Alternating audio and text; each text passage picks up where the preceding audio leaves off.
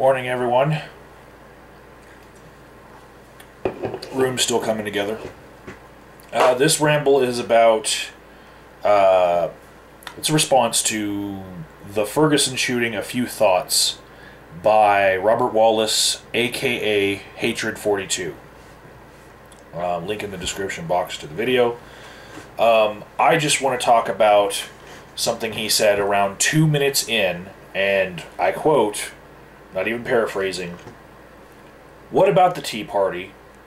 Why aren't they standing up against the evil government here?" And he says that that's a good question that other people have had, and he's just noticed it as a good question. But it made me think, well, why aren't they there? You know? And so I'm Facebook friends with the largest Tea Party organizer in the state of Colorado. His name's Elliot, and I tagged him in the question. I said, any thoughts on this? Here, let me clean this little smudge that was right here in the corner of the camera. But I said, thoughts? And he said, "I can't speak for the Tea Party. I can say I think the Ferguson PD is out of line." Right? And then Jared says, "Because the Tea Party is not some ubiquitous political entity that has an opinion on every incident. It's an anti-tax group. It's also not a monolithic top-down organization where there are official positions being put out by a singular press office." So,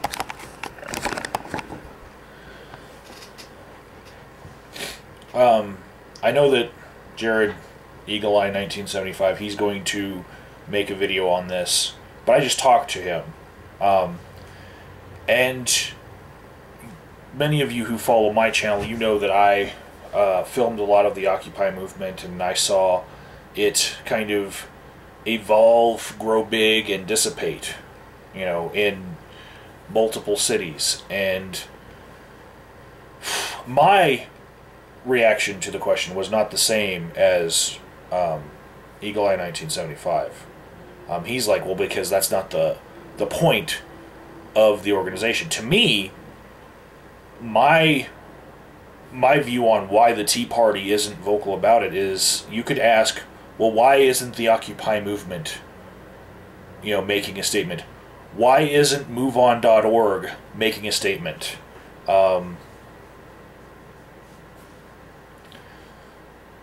Why isn't the Green Party making a statement? And all of those things, if you look back far enough, you see, like, they had a heyday, and they had their 15 minutes of fame, right?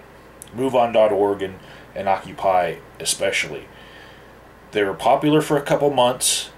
They were demonized by their enemies for a couple months, and then as soon as it stopped being something that people wanted to pay attention to in media, it stopped getting attention. So, yeah, I don't think that the Tea Party is there is because, like, people don't walk around with Tea Party membership cards. They kind of, they saw that movement, and if it spoke to them, they maybe showed up to a rally, but there's no big movement to speak about anything anymore. It was a thing, and now the people who want to demonize it still, they'll call them teabaggers, as if there's a giant group of them out there. There really isn't. There's not a giant group of occupiers out there. There's not a giant group of move-oners out there, So they're not around to have an opinion. They're not around to join in the protest. The anonymous group that has been a part of this story, they've had a little bit more staying power as far as being able to insert themselves into news stories. But seriously, how many people does it take to run a group like Anonymous with a Twitter account via non-message? One. And how many people do they ever have to make a showing with to say that they have an opinion? They never show themselves. You know, there might be a group of 5 with Guy Fawkes masks, and that's good enough for Anonymous to have had a showing.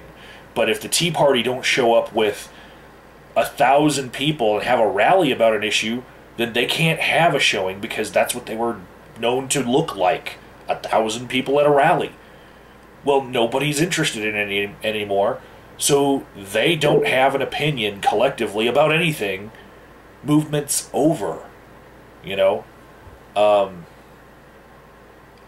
And if you then mean, what about the kind of people that ran Tea Party events and still attempt to bring people together on those issues? Well, I just asked one, and he said, I can say I think the Ferguson PD is out of line. You know? And that's asked directly.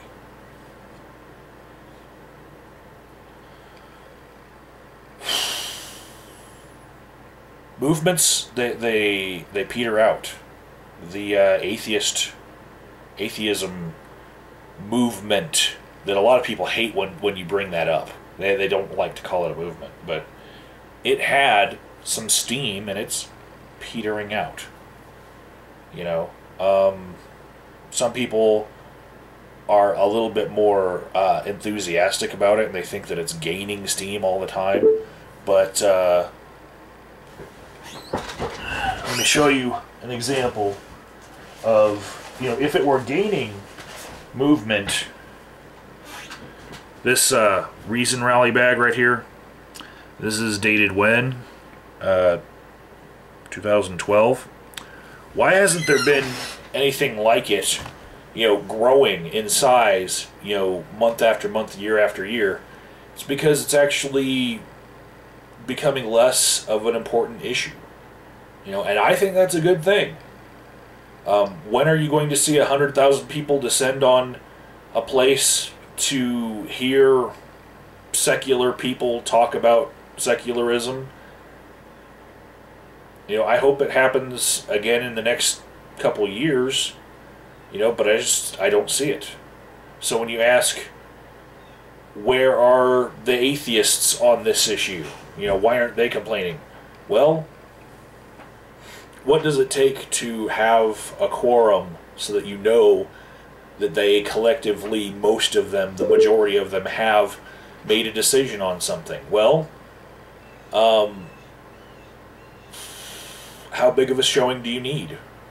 You know, can you just get the top 5 subscribed atheists on YouTube together, or do you need 100,000 people to show that, yeah, there's a large number of atheists? I think you need that, because they're so varied in their opinions. I think you would need such a large showing to show that there is support for something, or, you know, a joint condemnation of something. You can't just ask a few people.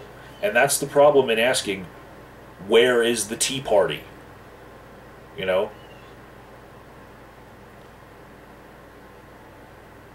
My answer to that is that it's in the past. You know? And people's notions about the world are growing every day.